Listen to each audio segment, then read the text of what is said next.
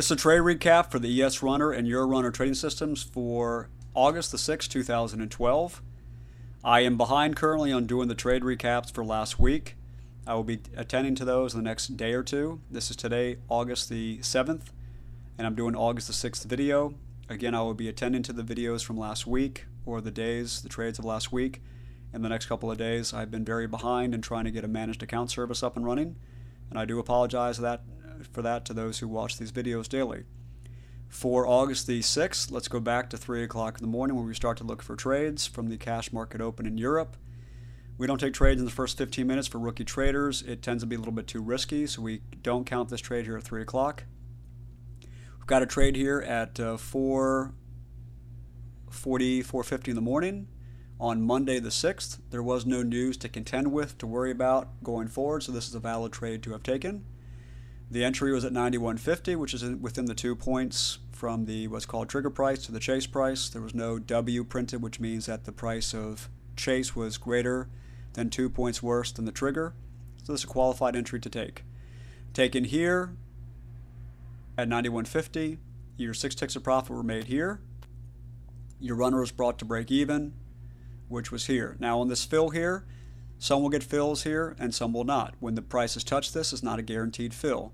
But just like when a stop loss is touched without being penetrated, it's not a guaranteed stop either. So I count these as a guaranteed fill, just like I count stop losses that only touch the price as a guaranteed stop out.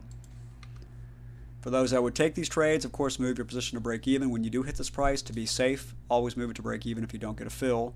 Most times the market will come back and touch it many other times. And this is during 5 minutes on 5-minute candles, so there was very likely a fill on this pre-market. Then we go to the markets open, go to the 2-minute system, scroll back to the 6th. Got to get more bars here.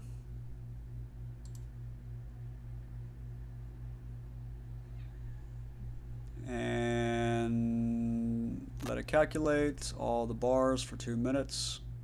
It's doing 3,500 bars. I meant to do 2,500. But there we go. It's quite a lot of data calculated on 3,500 2-minute bars. Quite a lot of data. All right, going to the markets open at 9:30. We did have a long that several traders took. This was a market open trade within 9:30 to 9:45. We steer away from those trades as rookie traders unless you get an A-OK from me, where within the first 10 minutes, if you've got a fluid or orderly movement in price, that is to say 3 or 4 bars in a row that all look orderly, then it's valid to take. For example, this 92.75 entry price right here was after there were 4 bullish candles or 3 bullish candles. It wasn't a bad trade. It was a pretty good trade. The thing that concerned me a little bit was with the market open, it shot down 2 bars and shot up 2 bars. So it could have very well shot down as well. But several traders took this trade as being a little more risky, and by doing so, they made the initial 2 points of profit from right here. For those that didn't take that trade, this first scalp here at 9:44 would have been a good scalp to take. It was after there was 5 consecutive bullish bars. So therefore, that was a good trade that several took. And getting here, from here, 8 ticks of profit would have been right here. So that made 8 ticks there, but I'm not going to count that trade. It was 9:44 in the morning. We start to count trades at 9:45. I mean, it was close enough. So going forward, I know a lot of traders did take this trade, so we'll look at this later here, but that could have been 8 ticks made from here to right there. Otherwise, this scalp came in. It did lose its 8 ticks pretty fast. Unfortunately, it was not a good scalp. It was a push on the part of the market, and it never followed through. And then going forward here, we have lunchtime where I don't endorse trades, but as you can see, this was actually a trade that did make money from the entry price here. The 10 ticks, that's the take profit target for the scalp, for the sprint. Those 10 ticks from here were in fact made up here at 95. Actually, they weren't. But by the time the aqua triangle came in where you would exit your trade, which is right here, that sprint did make about 4 ticks. And then we had a short. This was 2 aqua triangles, which is a warning sign to leave the trade if you find on the SSI line that during that 5 periods on the smart line you have an arrow against you. In this case, you did have an arrow against you, so you leave the trade. If you don't have any arrows that are facing against you on your short move, when you have the aqua triangles, you can stay in the trade. In this case, it was an exit of 1 tick of profit on 2 contracts, first and second half of, not 2 contracts, but the first and second half of your position size. I use 2 contracts as the max and 1 contract for the half position orders, which are scalps and sprints. Here at the end of the day, we had a sprint that came in, and this was a trade that several in the room took. We looked to not take trades past 345. This was a 348 trade, but I think that's being a little conservative. If you have 10 minutes to work with to trade before the market's 4 o'clock candle comes in, which is right here, 10 minutes is a lot of time to make profit on a 2-minute system. That's 5 bars. What I tell traders all the time is you should have at least 10 to 15 minutes to make profit on a trade, and 15 is probably on the high side, 10 minutes is on the low side. This is a questionable trade. Some took it, some didn't. The ones who took it made 9 ticks. For those who didn't, then it's not any profit. So that 9 ticks is included in this profit of the day, which is 3 ticks. But then we can probably offset that with the trade here that was taken on a scalp at 944, which did in fact make 8 ticks. So today, or not today, but yesterday, the 6th of August, was a very, very choppy day. The market moved 8 points total. So in the end, there was about 2 ticks of profit made in the regular trading session, and there were 6 ticks of profit made in the pre-market. So that was a total of 8 ticks for the day. 2 points on a choppy day is not bad, when especially people lose quite often on choppy days. Now for the euro, what wasn't made on the ES was made up on the euro. The euro, let's get my cursors here to show the timestamps. All right, let's go back to yesterday. Yesterday we go to 2 o'clock in the morning. We start to take trades from 2 a.m. Here's the first sprint from entry here, makes 20 pips. Here's a scalp.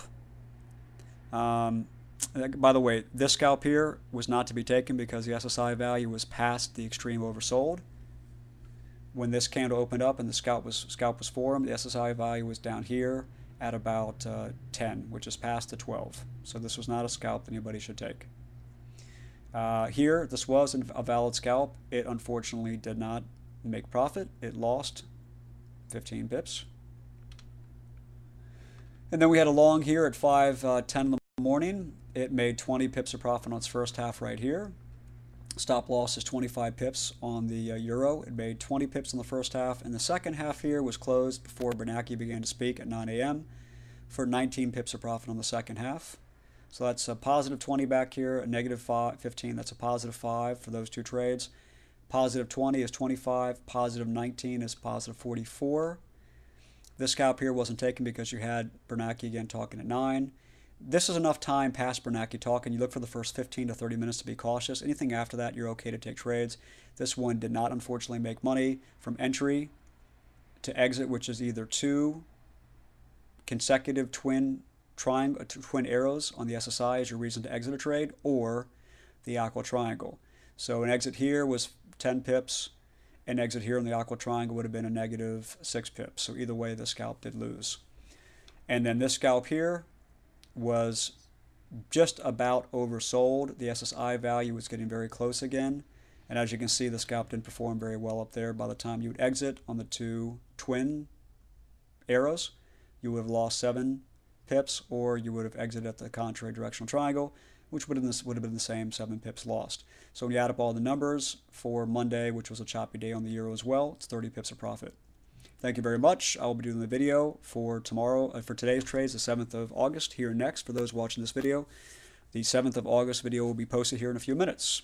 Thanks very much. I look forward to seeing you in the room. As a trial member, please contact me at info@es-runner.com or eric@advancedorderflowtrading.com. There's a new website under construction, which will be available in the next week to 2, which will be www.advancedorderflowtrading.com. Otherwise, www.es-runner.com is the current website. Thanks very much. Bye-bye.